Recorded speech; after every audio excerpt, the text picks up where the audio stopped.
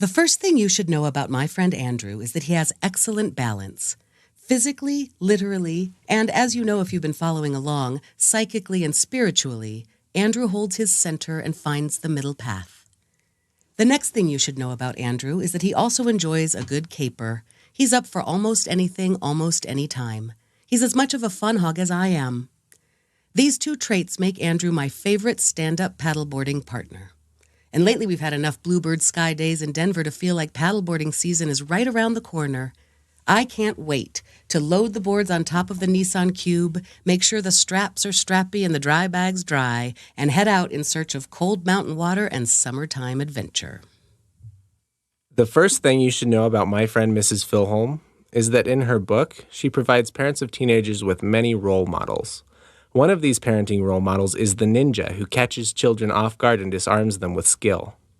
In her book, she describes a father who wins first prize in a cow milking competition, much to the surprise of his children, who had no idea he'd spent any time on a farm. The ninja is not loud or physically imposing. In fact, their uniform is plain and they are often silent. Their outward appearance gives no indication of their hidden power. However, when the situation arises, the ninja springs into action, demonstrating only enough capability to leave you wondering precisely how many ways they can kill. The second thing you should know about Mrs. Filholm is that she has a lot of talents that you wouldn't guess by looking at her. She can throw pots on the pottery wheel, she can stand on her head, she still turns cartwheels at 50, and that's not all. Her talent that I find most disarming and terrifying is her surprisingly good impersonation of the Jamaican musician Shaggy. Welcome to Half My Age, a weekly show in which a 25-year-old adult and a 50-year-old child help each other make sense of the world.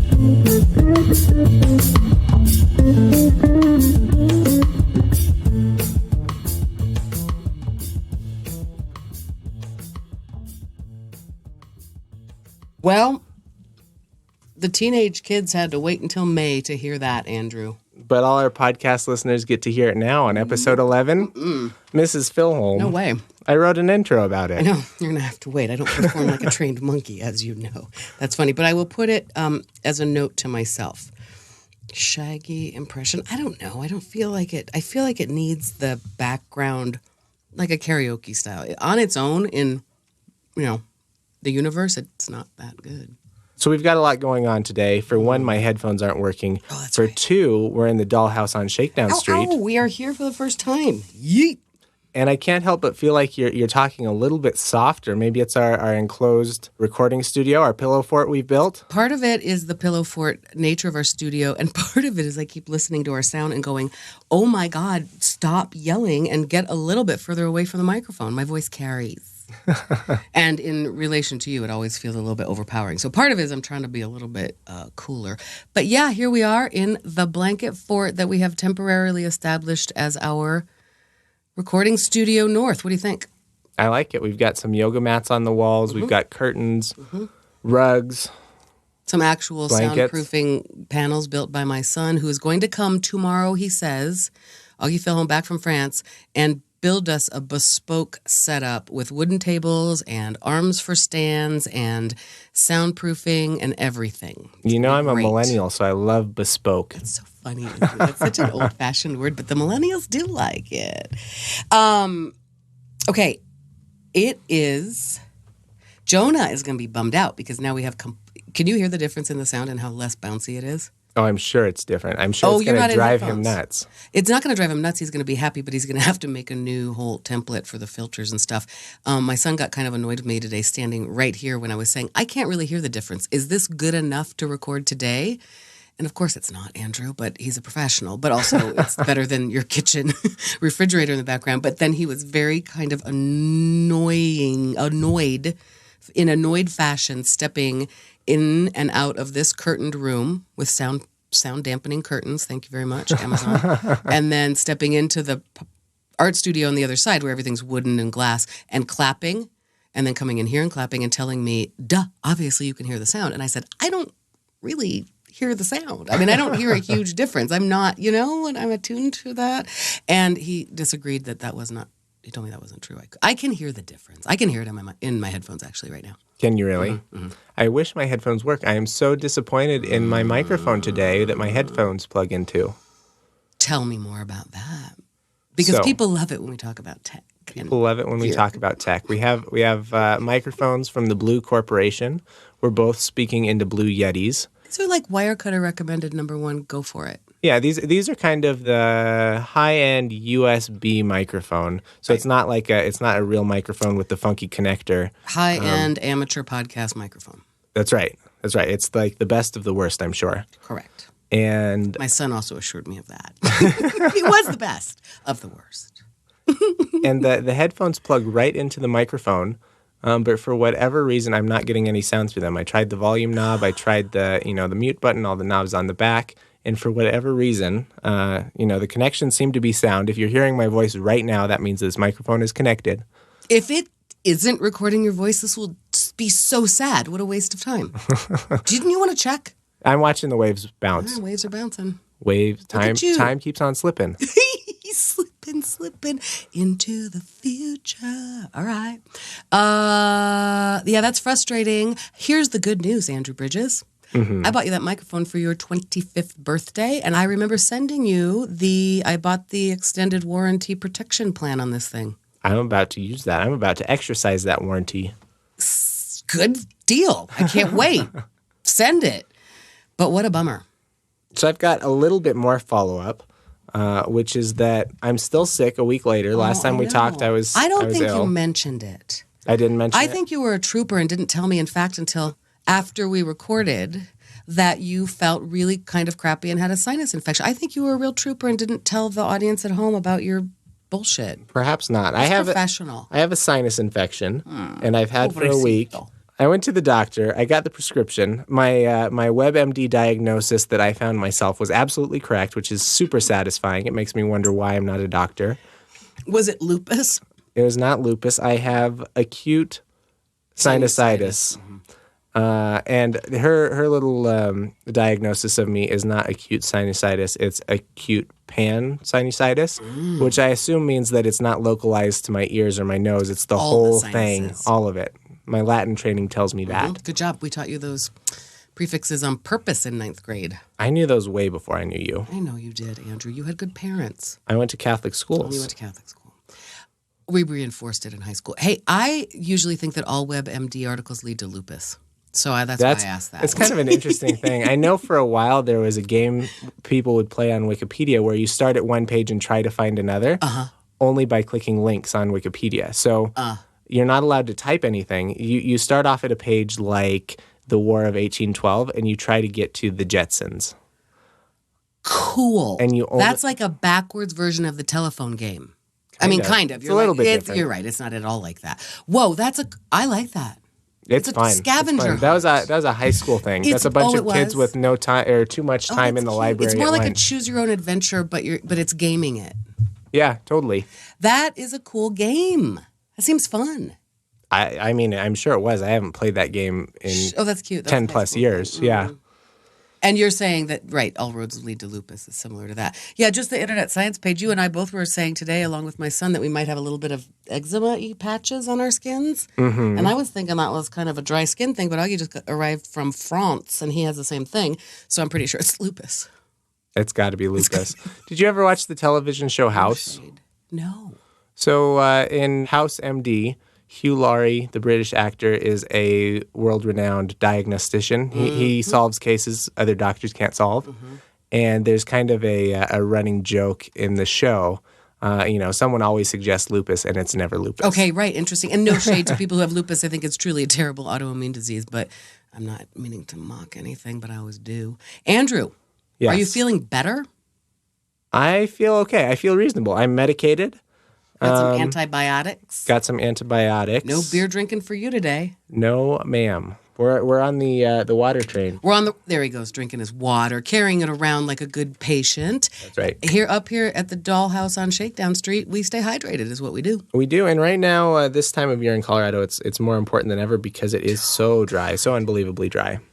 You were talking about the rash that you have and your son, who's been in France, has, and I've got a not dissimilar rash. Oh. It's kind of disgusting. It's gross. Kind of It's terrible radio. Gross. God, no foot talk, but we're going to stop it. Okay, Andrew, today is your first time recording in my little makeshift studio. Tomorrow we're going to have a sweet setup built by my son just for us. He has assessed our needs. He has taken measurements. He has mocked my jankety version of things. But tomorrow we're going to have that. Anyway, in the meantime, this is the first time that you have come up here. Second time you've been to the house. Yep.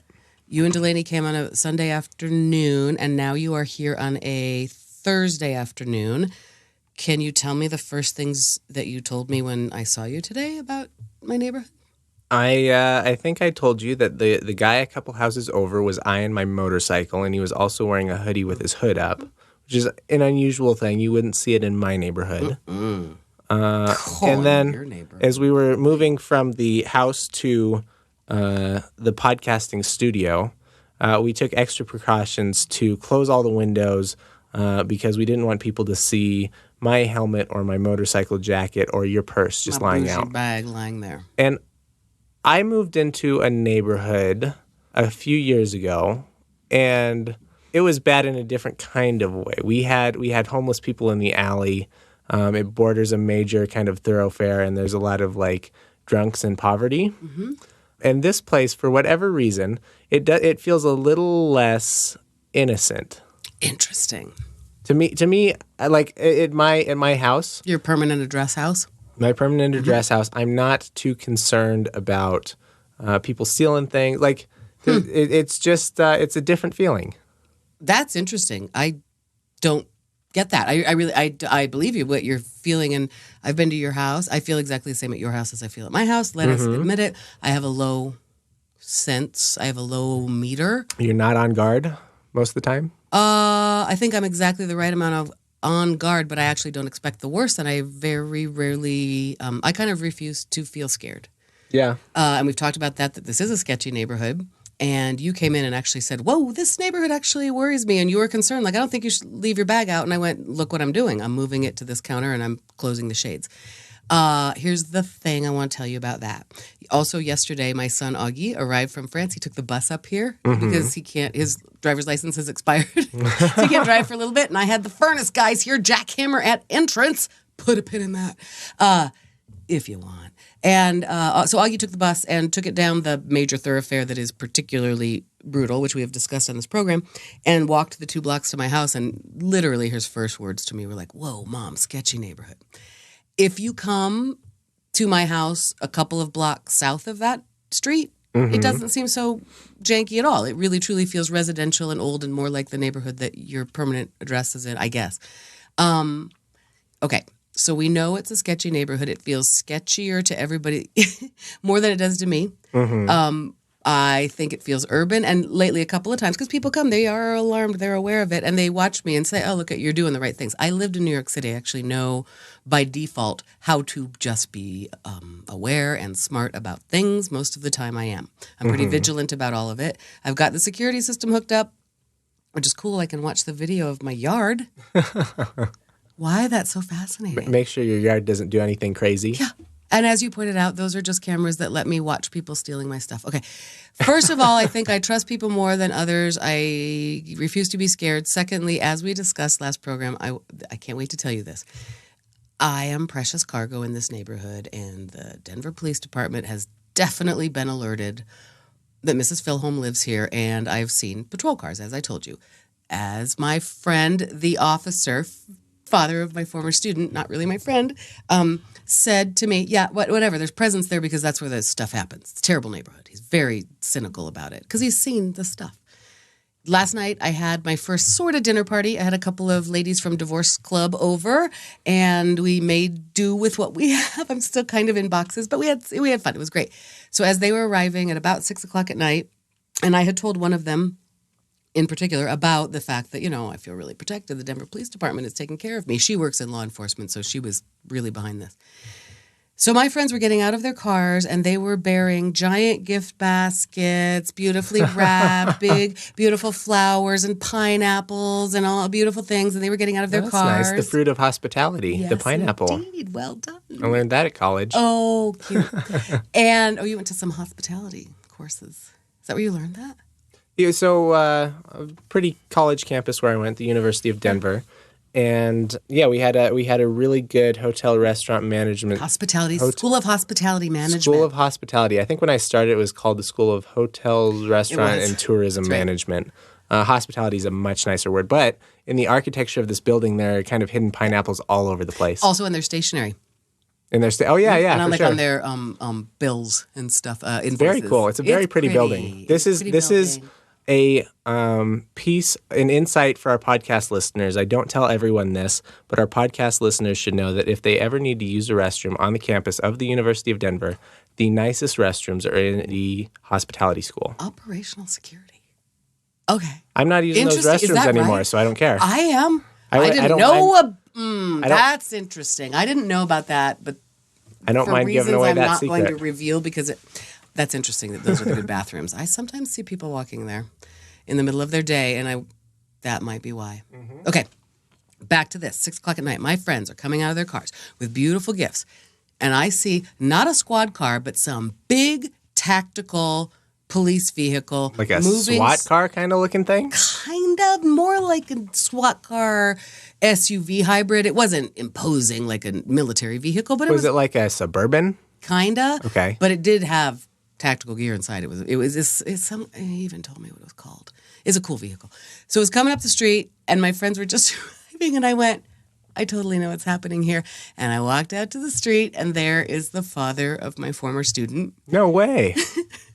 And I don't know if I met him once at a parent-teacher conference 10 years ago. He looks enough like his son that I know exactly who this is. And I went out and I said, hi. And he said, we're getting a lot of calls about rowdy parties at this house. He's being funny. And then he said, you having a house? Are people bringing you housewarming gifts? And I said, yep. And the girls waved to him and we had a little chit-chat. Why did he show up? Because the Denver Police Department on their beat patrols my street. For a real story. And these friends of mine, who are coming to this janky neighborhood and alarmed by it, and you're alarmed, and my son is alarmed, and I've said, no, the police department is watching out for me. It was like my life was a rom-com or a Hallmark movie right then. That would be the scene of it. My friends are like, oh my God, what's going on here? Why are you talking to that? That's the actual guy here in charge of taking care of me. Rolls up the street at the exact moment that my friends were coming out. And that's also the exact impression that people have of Mrs. Filholm's life is that, of course, my dozens of friends are arriving with giant gift baskets, and now we're classing up this neighborhood with love and affection and gift giving. Isn't that cute? These are the divorcees who are in the same boat as you are. They're having to figure out their budgets, and most of them find that they spend too much on gifts. Yep. And they're bringing big gift packets. Correct. No words today. Mm-hmm. They're bringing big gift baskets. Yep. Must be. That's right, Andrew. That they can't afford. We're incorrigible. They're not listening to the podcast. Clearly, they're a little behind. They are listening. Actually, those people are listening. They're lovely. Shout out to Diversity Club. We appreciate your support. Yeah, we are a very diverse group of people. Oh, diversity. I get it. My Filholm made that up. My ex-husband Filholm made that up about all of us. So no, but really, think about the timing of that. Doesn't that actually make you feel a little bit better? They're actually watching this address. I am on the map. That I said it last week. It really actually is humbling and adorable to me that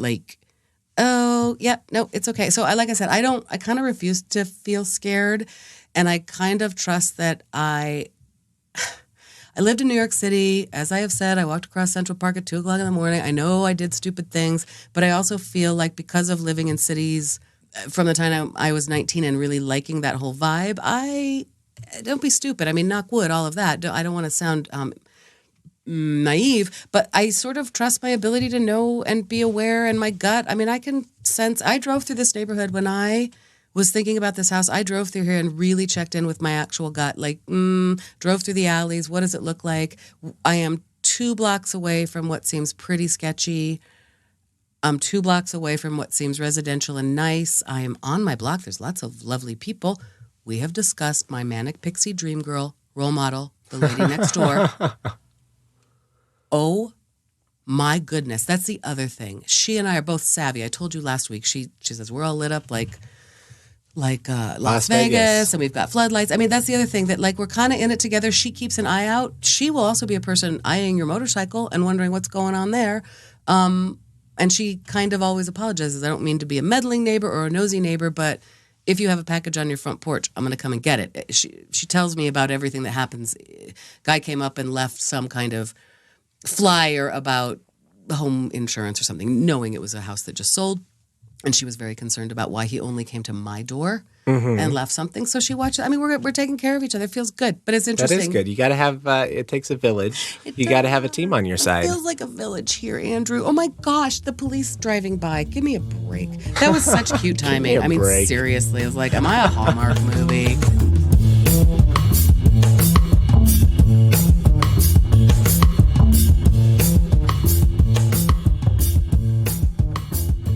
Okay, that's enough of that. I apologize for my sketchy neighborhood. You actually seemed on edge and said, like, I don't think I could be comfortable here.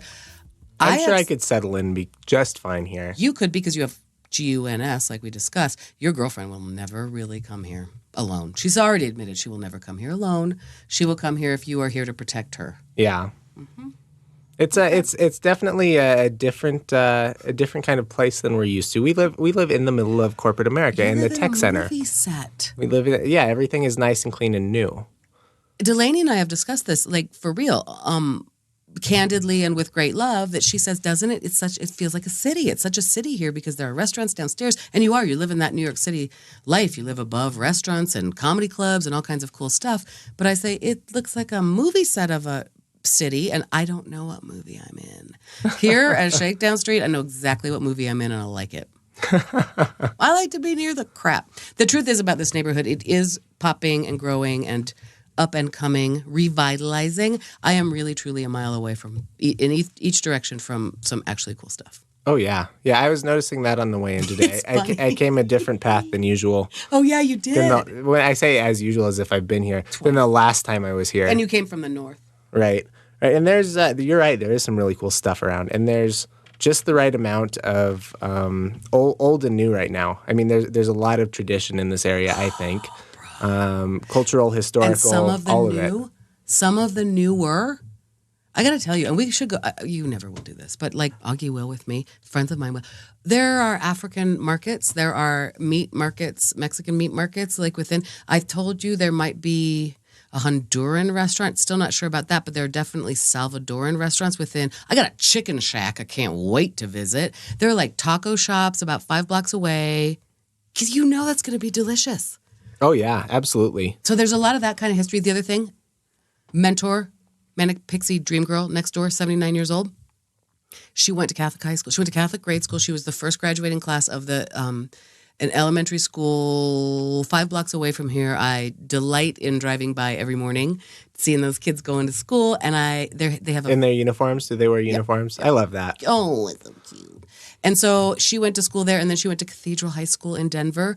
And I said, I keep driving by that little Catholic school right nearby, and it's Lent. They keep advertising their Friday night fish fry. I have half a mind to go over to that fish fry. That's how I make friends in my neighborhood. And she said, I've been meaning to go also. Oh, are you going? I think I still know some people there. She was the first graduating class. I think we're going to go tomorrow night. That sounds so much fun. You want to come? You guys should come. Not even a little. Why? Because it's It sounds like virtual fun. It sounds like virtual fun. It's not how I want to spend my Friday. Well, me neither, really, in my heart of hearts. But does it? Oh, anyway, I don't care if you come. We used to actually do that when our kids were little. We would go to Stations of the Cross and Soup Supper, but then we didn't have the kids often because they were at Grammy's house. And so Tal and I would go out and have our date night and go and eat sushi and, drink beer and stuff. We were so very holy. But I did feel compelled at the time to go to Stations of the Cross. It's kind of beautiful. Stations of the Cross is cool. All that tradition of Catholicism, there's something comforting to me about it all since I was raised with it. Me too. But there's also something distinctly, I still feel a little bit, I think this comes from growing up Catholic. I do feel a little bit inconvenienced by the idea that I have to go to church. I'm supposed to go to church every weekend, or a fish fry on Friday. I feel more than inconvenienced at this Fish Fridays. point. Fish fry Fridays. I, at this point, feel more than inconvenienced by the church.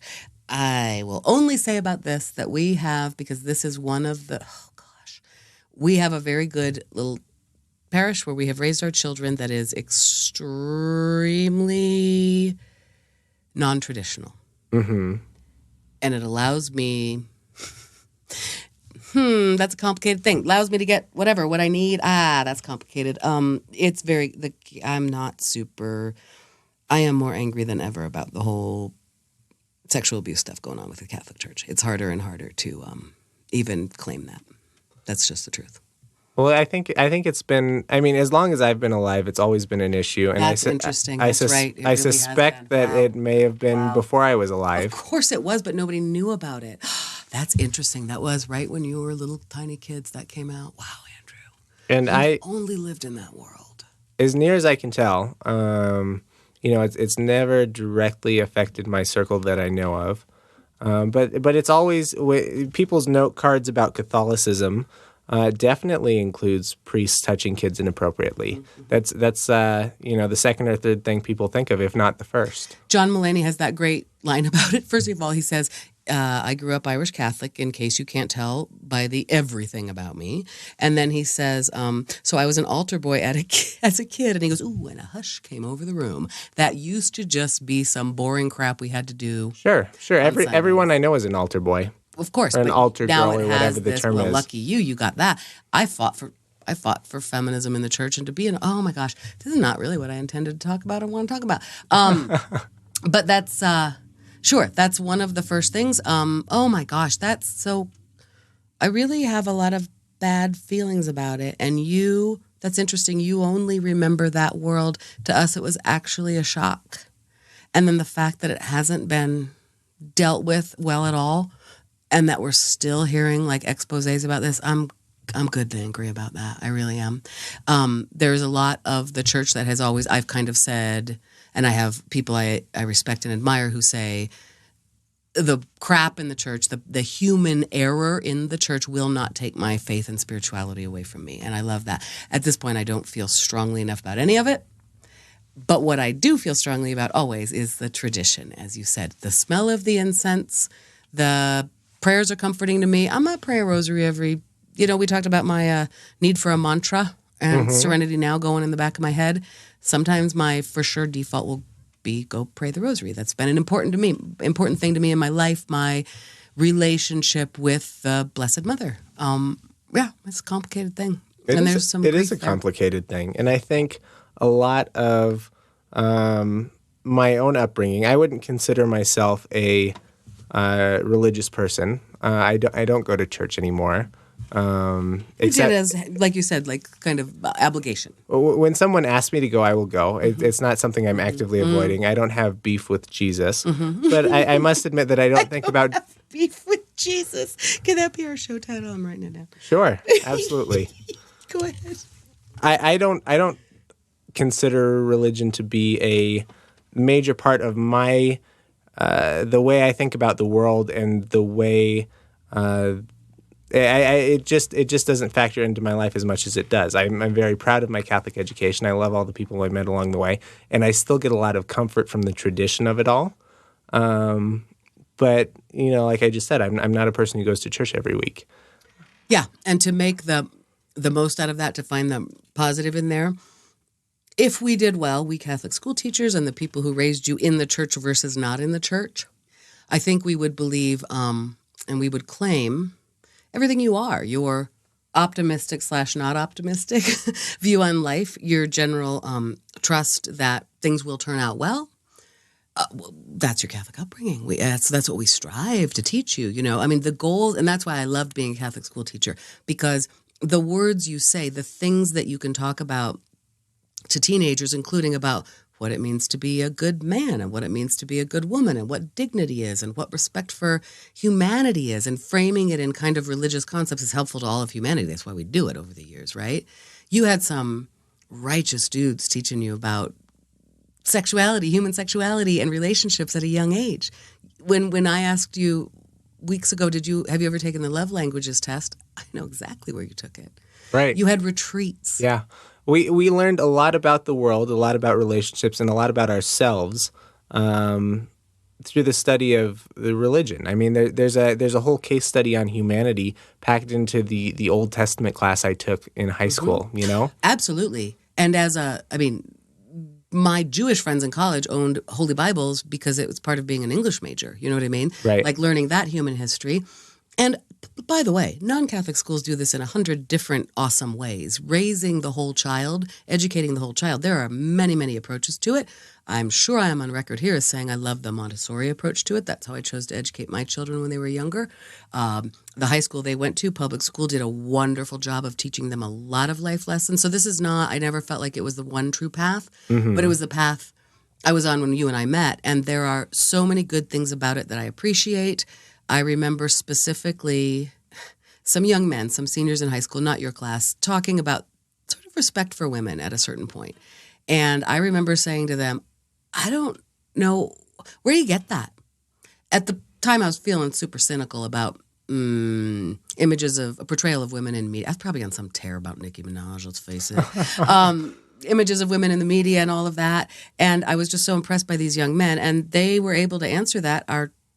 Some of the male teachers right here at this high school who teach us about that, and our fathers, Mrs. Filholm, and I went, okay, oh good. You know, I mean, it was just a frame of looking at the world that, right, I don't have any beef with Jesus. Take it or leave it. There was something there that ultimately I think, well, you know what I feel about that, about my book. It's like you're giving kids something, if nothing else, to rebel against. You're giving them a set of moral codes.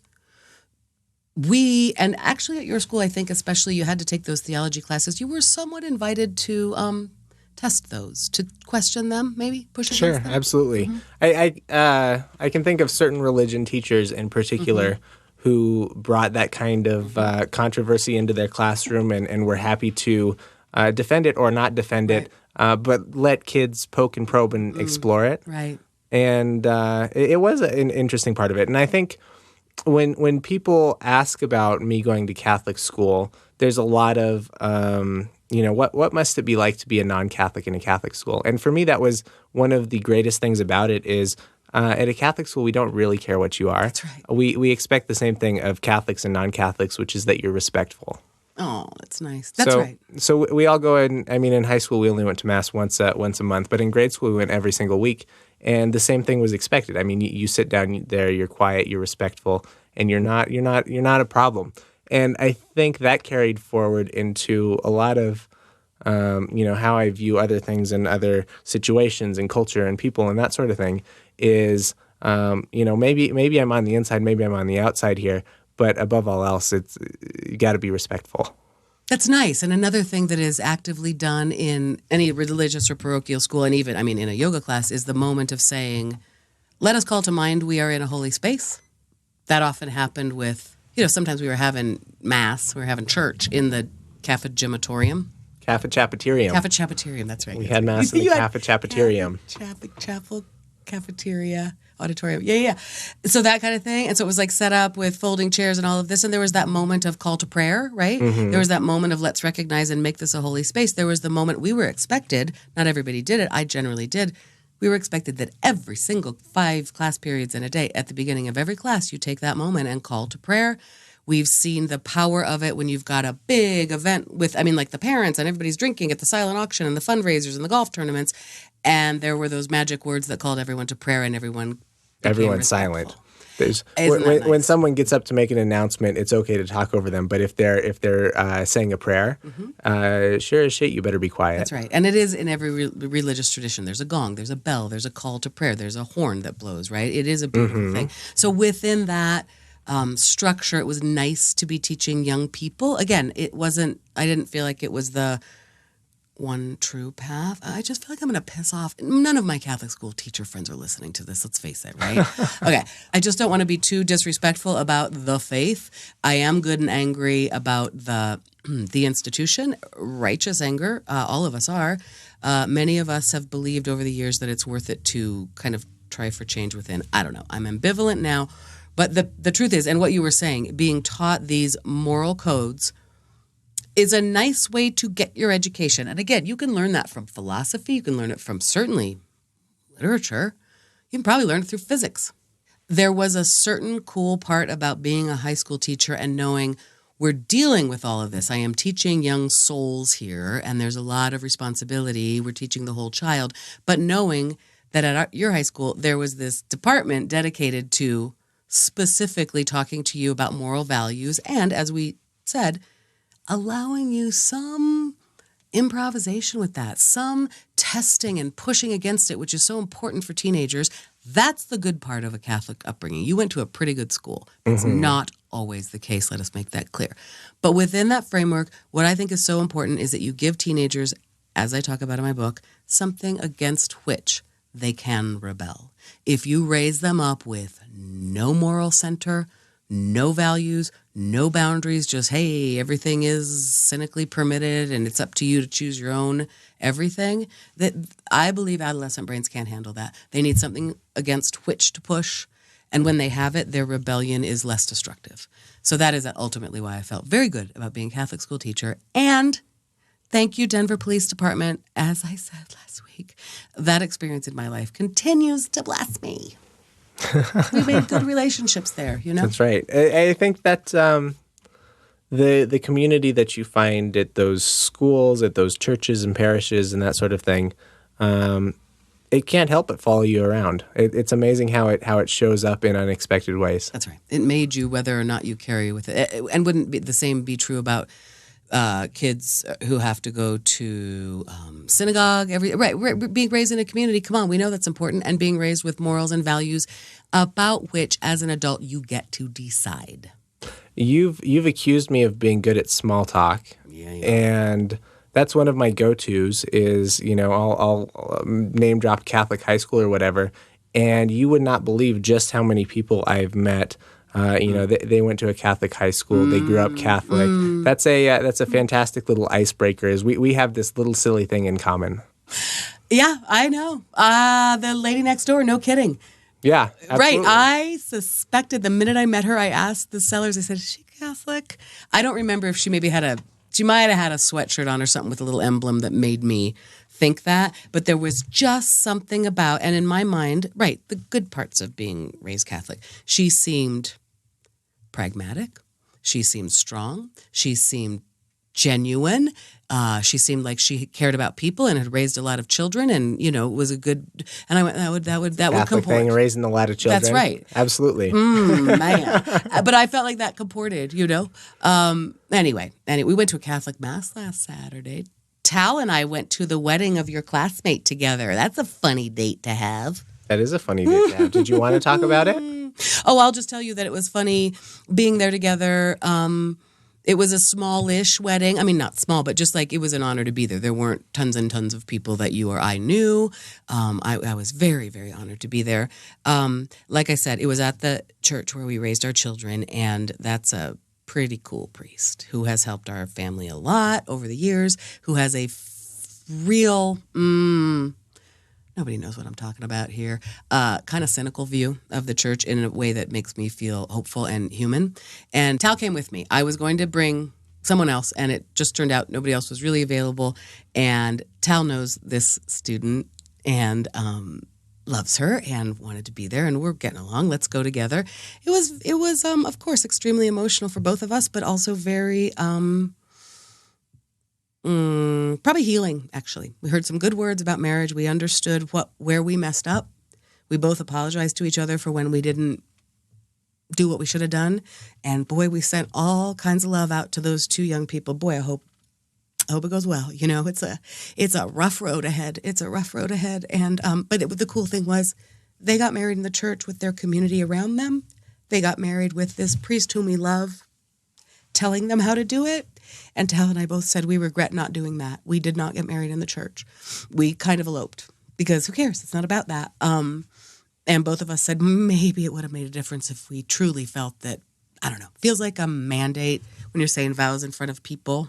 Feels more serious to take those vows in front of God and everybody in a in a complicated, broken institution, but still going, there is something here about it being a holy sacrament, is what we say in the Catholic Church, but about it being a very serious and very holy thing that we're going to need the support of people, and having that there. Tal and I literally got married with no one else there, and we regret it.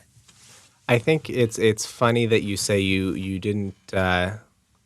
It was this wedding that you went to was a good thing because it was in the presence of all these other people, and it's really putting the responsibility not just on the people but on the village and that sort of thing. But I've seen. I know your kids. I mean, they were just here before we recorded, and everything that I've seen in your family, probably in your relationship as well, is very much about the village. You've brought it in a way that a lot of people. Yeah. I mean, I wasn't. My parents, they relied on the village a little bit, but not to the extent that you and you. Yeah, and we had the pop-in house. Yeah, you had the pop-in house. I mean, it was constantly going on, and 3 nights a week you guys are having dinner with the neighbors and that sort of thing.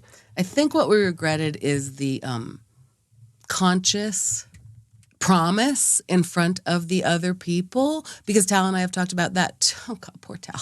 I'm putting this all out there, but we've talked about the fact that we didn't. He sort of said we didn't build enough together. We should have built more. We didn't struggle enough, but no, we didn't build enough. And I say we built a community of young people. We served via baseball, via Catholic school, via being a super parent volunteer and all of that. We helped build this community, but we were maybe never on the same page. There felt like something more intentional at that wedding, and standing in front and having this priest talk to you about what this really meant. Mm-hmm. We got married at a chapel in Vegas. You know what I mean? Like the guy who made his little speech, we're going, did you get certified in the back of Rolling Stone? It just did not feel like it had the and the gravitas. That's partly what it was standing there in front of the people and going, this is a ceremony thing. Mm-hmm, mm-hmm. The ceremony of it all. And we went. I mean, I wore a wedding dress and he wore a tux, and we thought we honored it enough, but it was interesting that we both thought, dang, we should have done that, because that's right. All we do is build community, both of us, as our sons go out into the world and realize these things about themselves that, actually I'm kind of like working with people, Mom. Actually, I go, yeah, who do you think you were raised by? But I think it was the intentionality that we kind of mourned, that we wished we had done that. Listen, that's like a stab in the dark about trying to make sense of things. Obviously, this marriage is not ending because we didn't get married in the Catholic Church. That's not the truth. But it was somehow, it was good. It was nice, and it was great. And it was great to see your classmate in a really happy place. Absolutely. And be two of the people there going, we are here to help you through this. And this is a young woman who used to call me about boyfriends and love questions, and to see her truly find what appears to be a really good man who honors her is so cool. That's pretty cool. By the way, our cynical priest, as I told you, we were actually the first people sitting in the church, because people evidently don't come early to weddings, even by 15 minutes. It's so funny.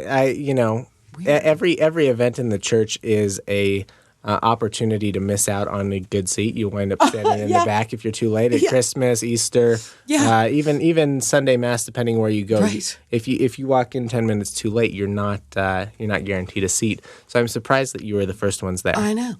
Like I said, it wasn't a huge, it was not an event that was going to pack the church. It was she has a big family, so, and they both have. So it was it was a lot of people, but it wasn't like a giant, they kept it small on purpose to keep it intimate, smallish. But the other thing is that there is a whole sector of Catholics who do exactly that and plan to stand at the back and plan, you know what I mean? There's a whole thing of that. We dragged our kids right up to the front row where they could be near the band and kept them entertained. Anyway, so we were literally the first two people sitting in the church, and our cynical priest walked by and said, my, interesting wedding guests. Called out. And we laughed so hard. And we had sort of talked about that, is it horrible, bad luck for the newly balls on divorced? That priest. Oh, he's so funny. He body checked me in the Apple store one time. He's amazing. He's hilarious. The body check of the Lord. Yeah, correct. And with your spirit. He and I actually, he's so good. He's so funny. He and I used to stand at the back of Mass discussing last night's Saturday Night Live performance, especially in the Miley Cyrus twerking on the air probably days. tweaking and twerking. Yep. For real, though. We would stand back there, like, as the music is playing, and that's terrible. OPSEC, no one knows what parish I'm possibly talking about, but we got a sweet priest.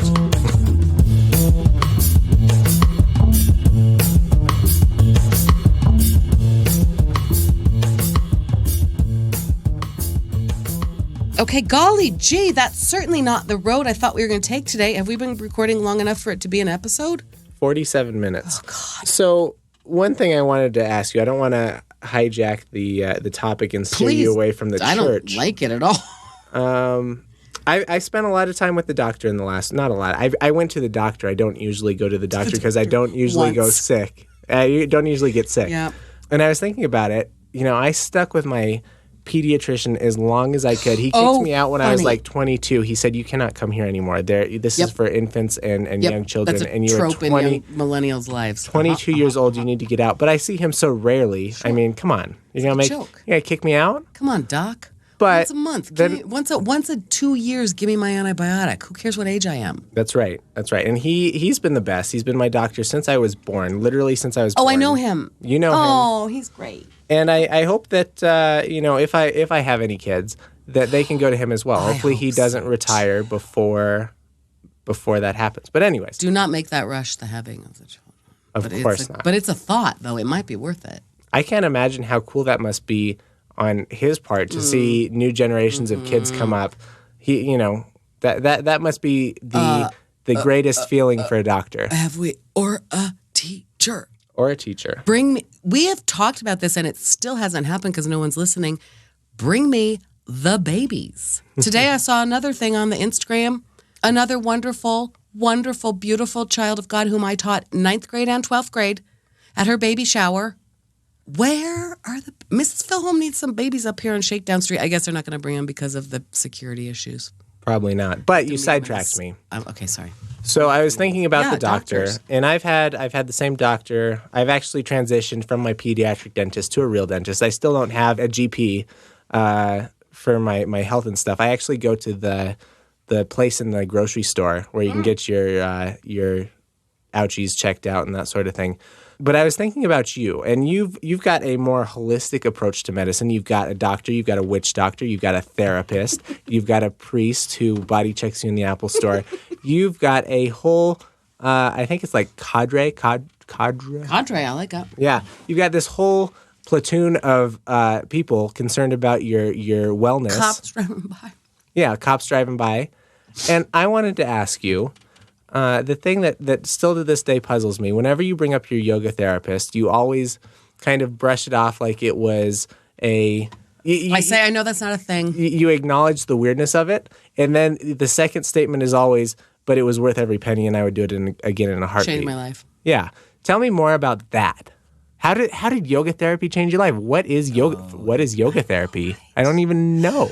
Okay, one of the reasons that I say that is because there are very few people that I can recommend. I think you need to go to this lady because what she did for me was hard to define, hard to understand. I trusted the process. Okay, on the other hand, it is kind of similar to there are very few people, and I met one the other day to whom I said, maybe you should try stand-up comedy. You might enjoy an open mic night. A lot of people think they're funny. A lot of people have stress, and I use comedy to get rid of my stress. A lot of people will say, I've always thought I should do that. And I go, all right, do it. Go ahead. I mean, send it. You can come. A lot of people I steal jokes from, like you, as I have said, and other people. And You're welcome. You're welcome. Thank you. Part of my squad. However, you are welcome to have those jokes back at such point that you feel like standing up at a mic. You can totally have your jokes back, right? I'm sitting down at a mic right now. Okay, it's not the same. If you work up a comedy bit, you can have some of your jokes back. It is kind of like died and made you keeper of the jokes. That's what I'm saying. Nobody makes anybody the keeper of anything, but if you go out and do your comedy and you're standing there putting it out there, whatever. That's not really a good comparison, but it's kind of similar. There are very few people that I would go, listen, I think you should go see this yoga person. Because she was recommended to me by a chiropractic, kind of one of the witch doctors in our lives who has gotten a lot of us out of pain via chiropractic and, He always starts talking to you about nutrition and stuff like that. Very kind of holistic.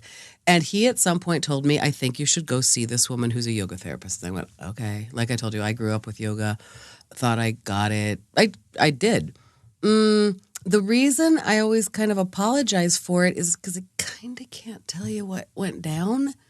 Don't be creepy. It's like I would go in and she would start talking to me. My very first time, she just went, you're very hot. You're very hot. And then she would explain it to me like a little bit, like your prana. In Ayurvedic tradition, we believe that you have this kind of breath of life inside you and yours runs hot. And I would go, that sort of doesn't sound... So did she mellow you out? Yep. So then she would give me cooling postures. You've seen me do crow pose, I think. You've seen me do certain postures or poses right before, when I'm really stressed out, when I'm backstage about to go on. I don't have to do it so much anymore, but that kind of thing. Or if I am seriously just crack brain, she gave me cooling breath. She gave me mantras, as we've discussed. She gave me, and she would talk to me practically about, while you're driving, while you're doing this, I just want you to say these things. While you breathe in, you say these things. And while you breathe out, you say these things. And often I didn't understand it. We've talked about it. We think it was Sanskrit. I think part of the tradition is it's the vowel sounds. It's the kinesthetic experience of these sounds in your body. Saying a mantra, thinking a mantra, focusing on your breath, going to your third eye. So she would teach me physical postures.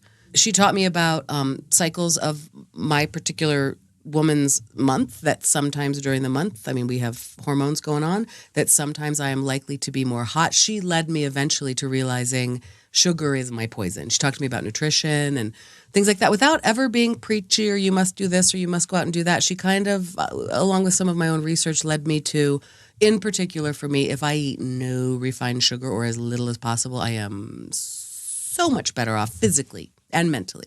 So she'd kind of teach me poses and postures and do some physical stuff with my body that actually helped me get out of pain. So I would go home and, homework, do my little practice every day.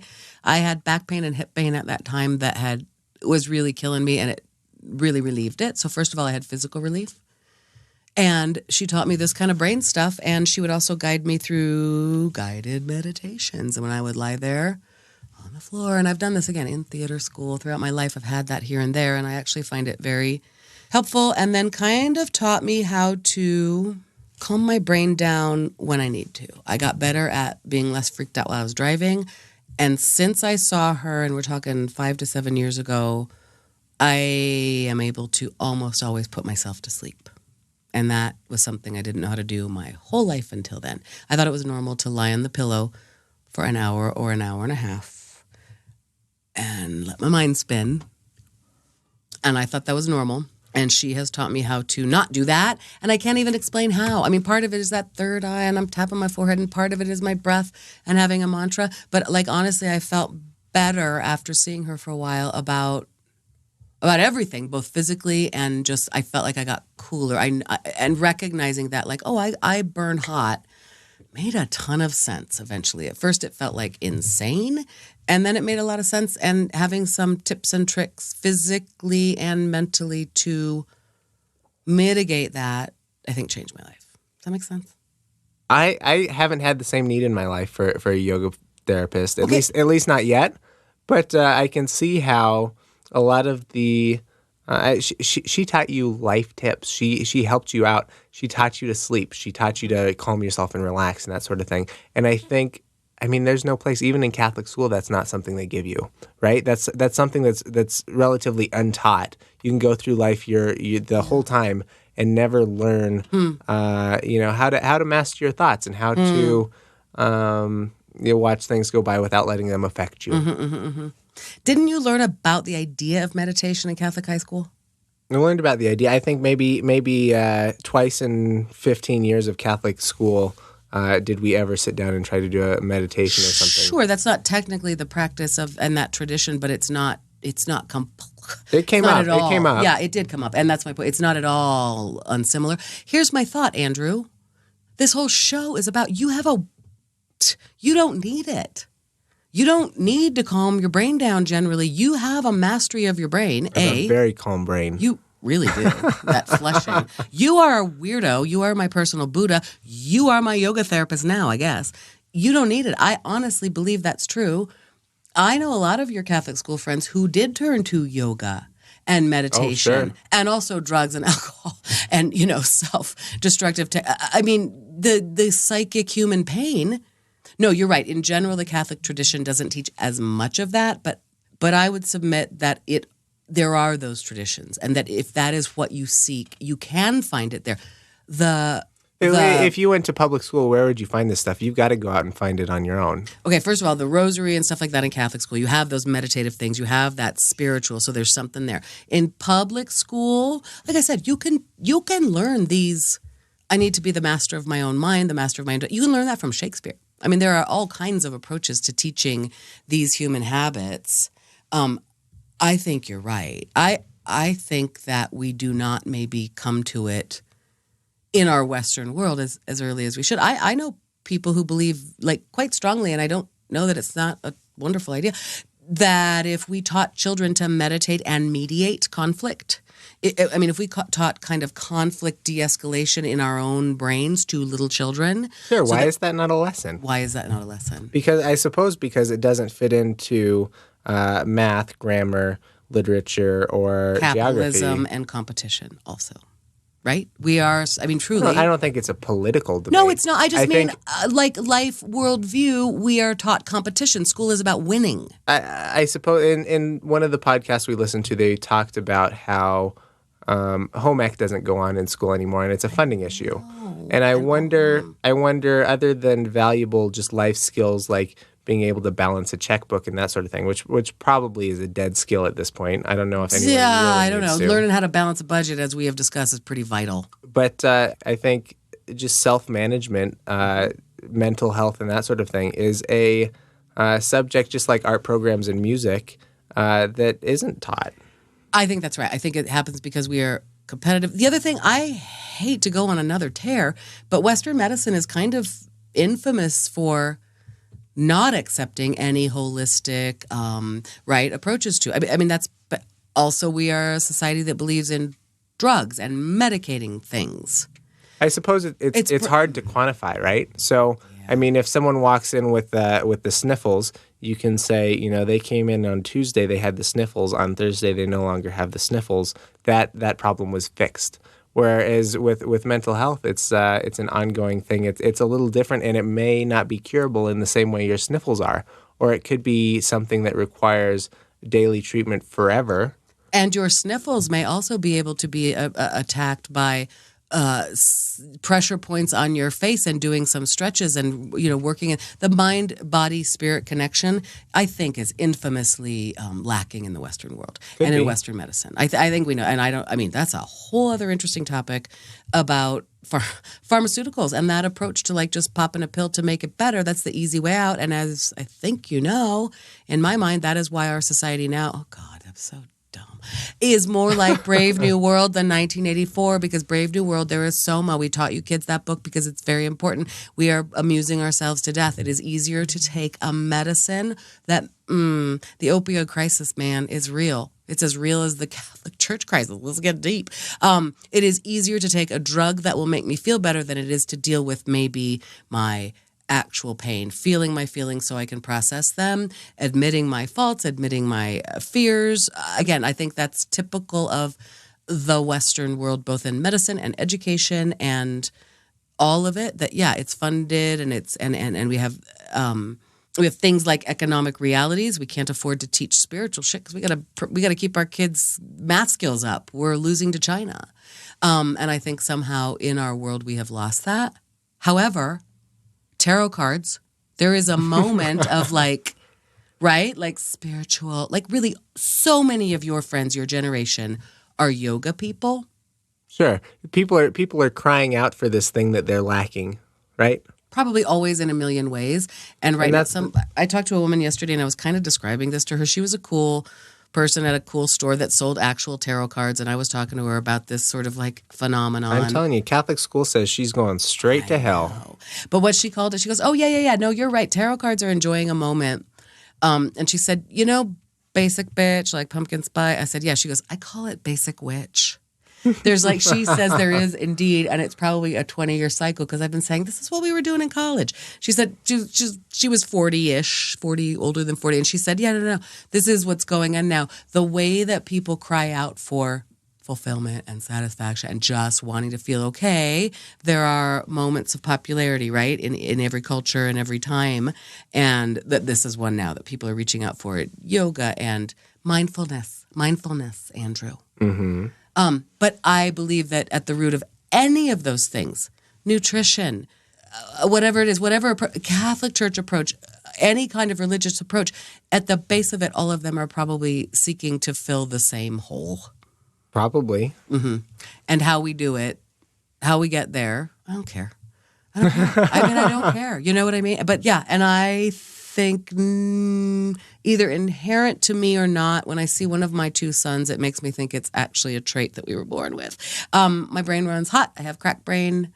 I have built-in insecurity or taught insecurities that you honestly don't have. You have to remember this. You approach all of these things and all of these like human existential issues. You're weird. You're the odd man out. It's not very nice. Andrew, it's the best thing about you. Well, Mrs. Filholm, I wanted to ask you if you thought maybe we brought the ruckus. And I also wanted to end it on a nice note about myself. Okay, say that. It's the best thing about me. What is? You just... Oh, that I just said. Gotcha. Okay, yeah. Did we bring the ruckus today? I feel kind of good here at the Dollhouse on Shakedown Street. I think the Dollhouse on Shakedown Street has some seriously good feng shui. I have two things to say. Okay. I want to say congratulations to Kendra and John. And I want to say to you, Andrew Bridges, let us remember. We're in the holy presence of God. St. John Baptist de La Salle. Pray for us. Live Jesus in our hearts. Forever. Bye, Andrew. Goodbye, Mrs. Filholm.